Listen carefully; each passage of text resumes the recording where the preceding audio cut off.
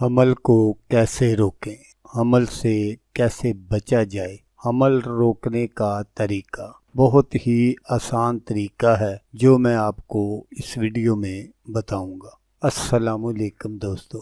तो दोस्तों, आज जो मैं आपके लिए एक अमल लेकर हाजिर हुआ हूँ, ये है हमल रोकने का तरीका। बगैर किसी दवाई और ऑपरेशन के हमल ना रहने का अमल। तो दोस्तों, बहुत सारे ऐसे इंसान होते हैं जिनको औलाद की ख्वाहिश होती है और जिनके पास औलाद ज़्यादा होती है और फिर उनको कोई ख्वाहिश नहीं रहती, तो फिर वो या तो मेडिसिन का इस्तेमाल करते हैं या फिर ऑपरेशन वगैरह करा देते हैं। आज जो मैं आपको अमल बताऊंगा, इसमें ना तो आपको कोई मेडिसिन इस्तेमाल करनी पड़ेगी और ना ही ऑपरेशन कराना पड़ेगा। अगरचे ये अमल जो है ये बेज़रूरत और शरई तौर पर नाजायज़ है, लेकिन बाज़ हाजतमंद दोस्तों को इसकी ज़रूरत पड़ती है, तो इस ख्याल से मैं आपको ये बता रहा हूँ। तो अमल करने का जो तरीका है वो आप गौर से सुन लीजिएगा ताकि आपकी जो मेहनत है वो ज़ाया ना हो। तो आपने क्या करना है कि ये जो मैं आपको एक छोटा सा नक्श दिखा रहा हूँ,